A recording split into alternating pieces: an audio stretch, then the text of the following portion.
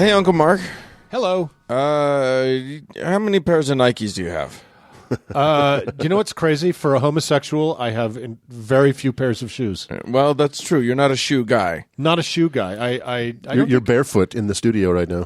No, I would not be barefoot in the studio because I love you two. And I would not make you endure what you would see with my boots off. Being sightly. But I don't own a single pair of Nikes because I want to keep my balls and I want to stay alive. All right. Well, Uncle Doug's going to tell us about some fashion victims. Yeah, well, One of Nike's most unfortunate sponsorships. Yeah, exactly.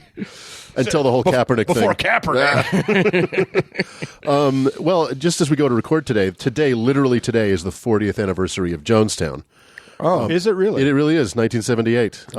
Happy anniversary, Jim Jones. And given that we've already talked about that... so to any of our Guyanese friends out there, exactly. You're welcome. Enjoy and good health. So I thought we'd talk about another much, much smaller mass suicide. And today, let's meet the Heaven's Gators. Woohoo! Yeah. So Heaven's Gate was, emphasis on was, an American UFO religious millenarian cult. One of the first to be referred to as a cyber cult due to the incorporation of the burgeoning internet into their operations. It's a series of tubes. Exactly. It was founded in 1974 in San Diego by Marshall Applewhite and Bonnie Nettles.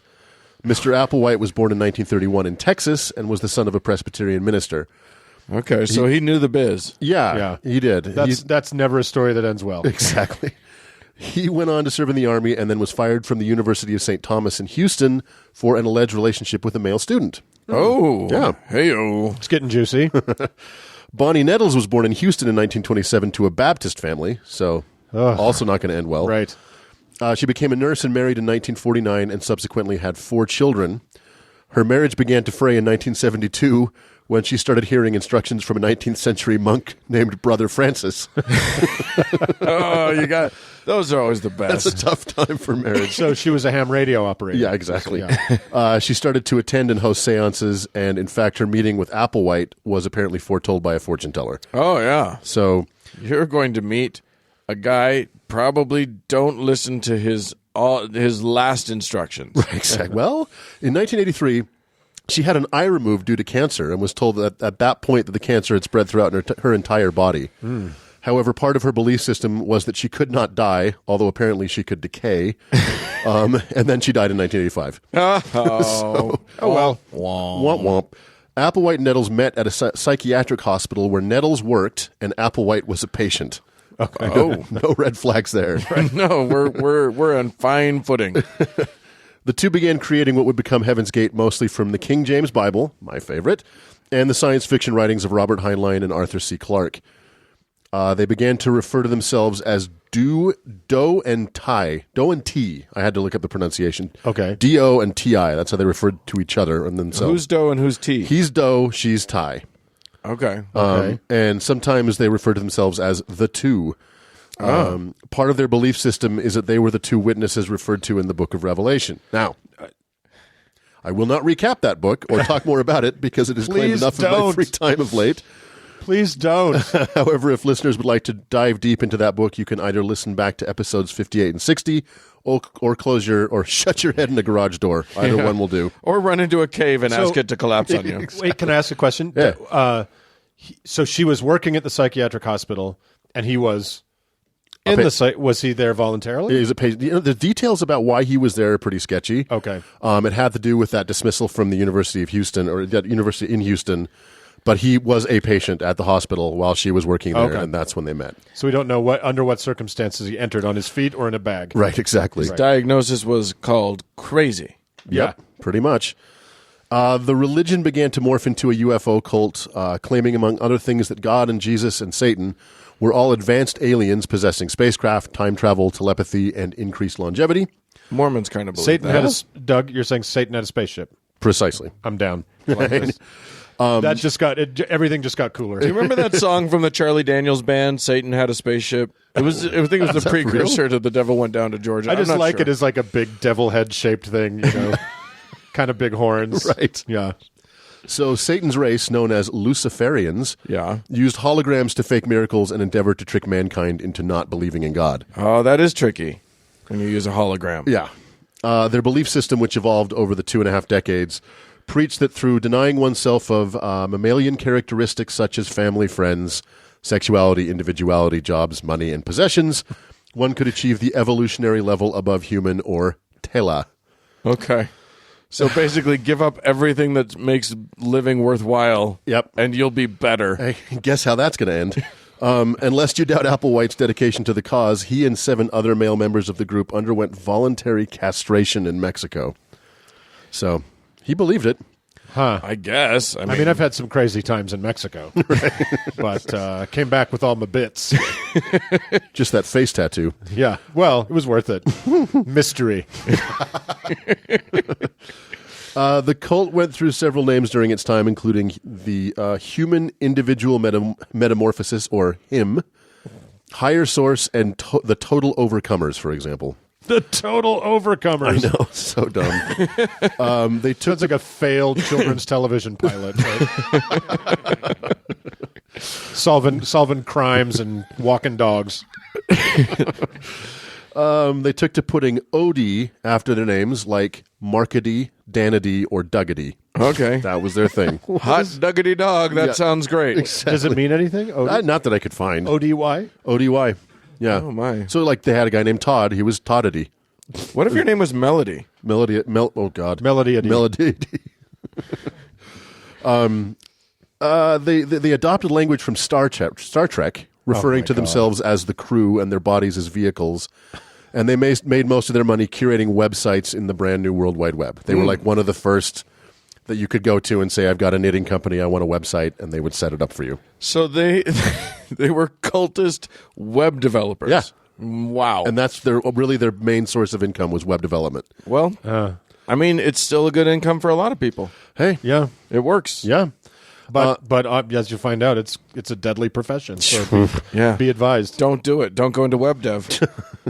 The followers or crew of Heaven's Gate always carried a $5 bill and a roll of quarters in their pockets. The $5 bill was to pay panhandling tickets, which apparently they got a lot of, and the quarters were for phone calls, or they could be used to frag Vincent D'Onofrio if he couldn't keep up. So wait, they would panhandle, and so they kept $5 with them just to pay off the ticket. Is that a panhandling ticket? That's what it was at the time. Okay. Yeah, and in California where they ended up. So they as they traveled, they weren't that good at web development. Well, that came along when they started in the 70s. There was no web. Okay. And so they were pretty itinerant, and they traveled across the country, and they didn't really have a source of income. Panhandling was their main source of income. And then I don't know if once the web development took off, they ended up with some major properties, so it must have paid off. And I think the $5 bill and the quarters were kind of like a tradition. I think it's at just that point. I think the quarters were just about like it's paying the toll to get on Satan's spaceship. They all of the ones who ended up popping their clogs had a $5 bill and quarters in their pockets. So it went from you get out of jail free to a yarmulke. It was a religious. Yeah. Okay, why not? Why not? Sure. One possible sign that things were headed in an ominous direction. In 1996, the cult purchased alien abduction insurance for 50 of its members that would pay up From to... whom? I don't know. Who sells that? From Lloyd's of Omaha. Yeah, if listeners Lloyd's of Venus. No doubt. If listeners of the podcast would like to purchase alien abduction insurance, make your checks out to Uncle Doug, care of the How to Heretic. Wait. Rewind a little bit, Doug. So start again with the alien abduction insurance. So it would cover up, they covered 50 of their members. It covered up to $1 million, which covered abduction, impregnation, or death by aliens. And how did they propose one would prove this? I don't know. What police report do you have? I mean, you got is some rogue guy in an insurance agency going, absolutely.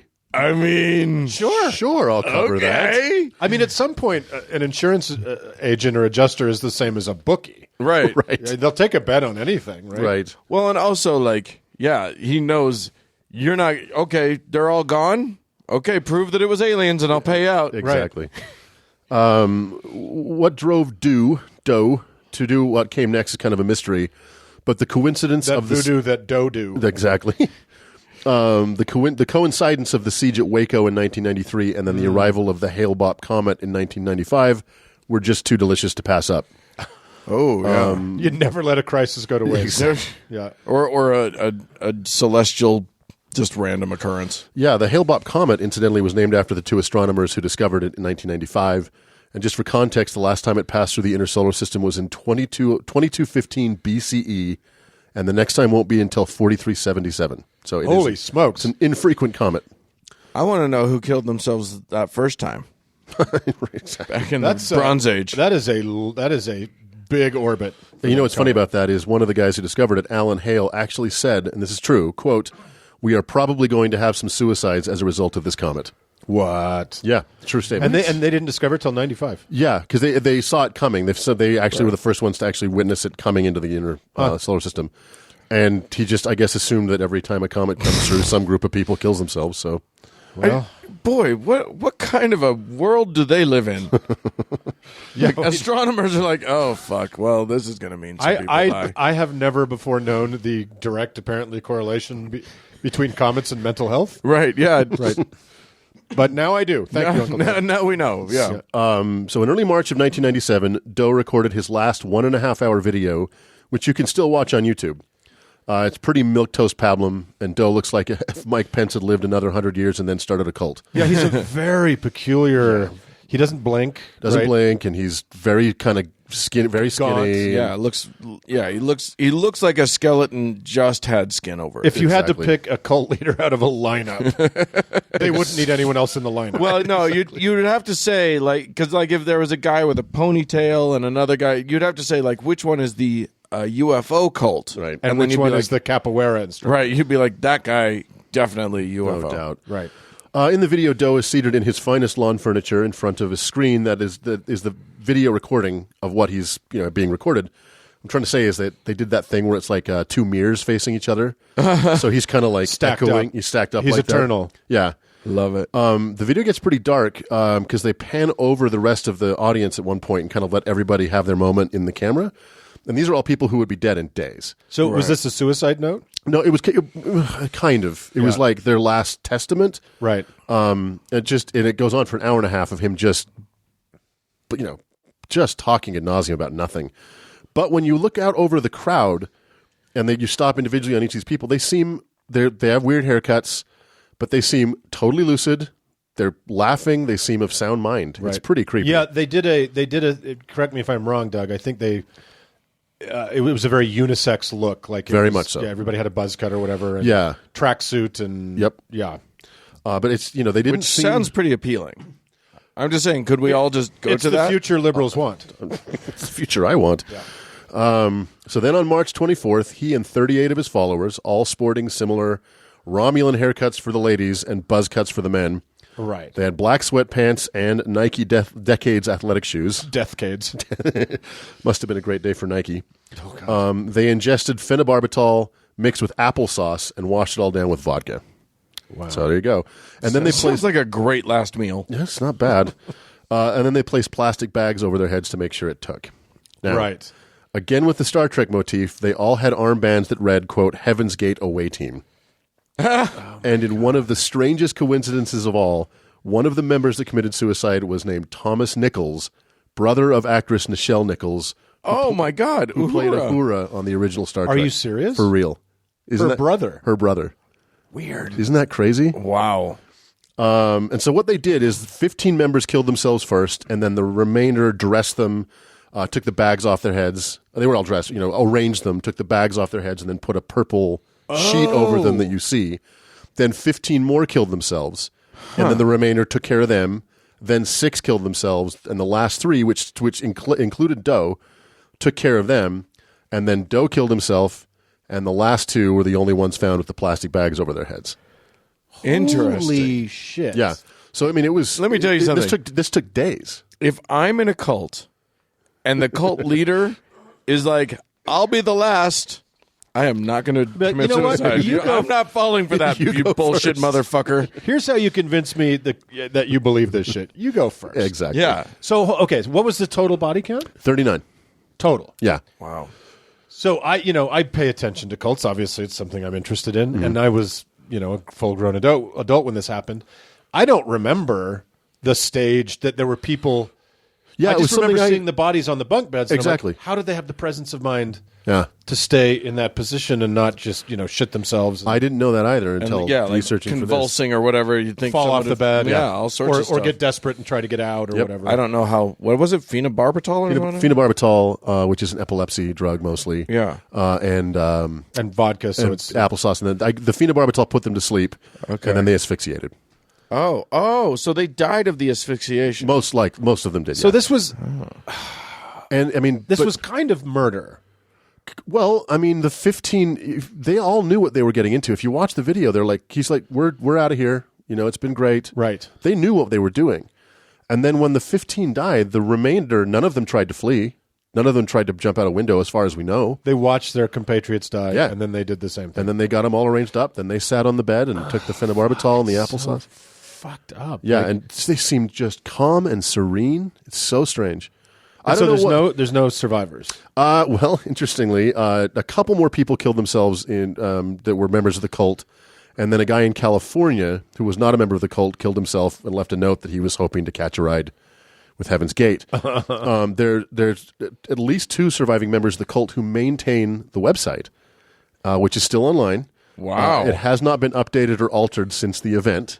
So it's a great, like, kind of mid-90s website. It's a good. Oh yeah, that's a it's kind time of- capsule right there. Yeah. It's kind of leaving your dead child's bedroom as it was. right? Basically, right. Yeah. Jesus.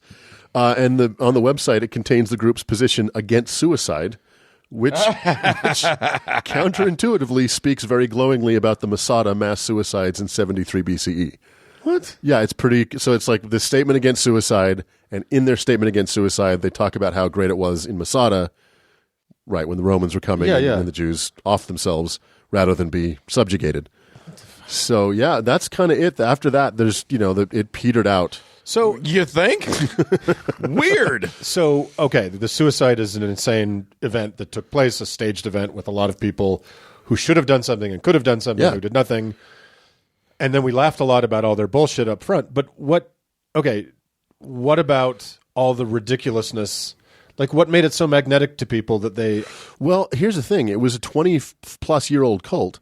And I don't know how it wound out, but only 39 people killed themselves. After 20 years of preaching this shit, it was only open to people over 18, so kids weren't allowed in the cult. Interesting. Yeah, and at the end of the day, only 39 people went through with it.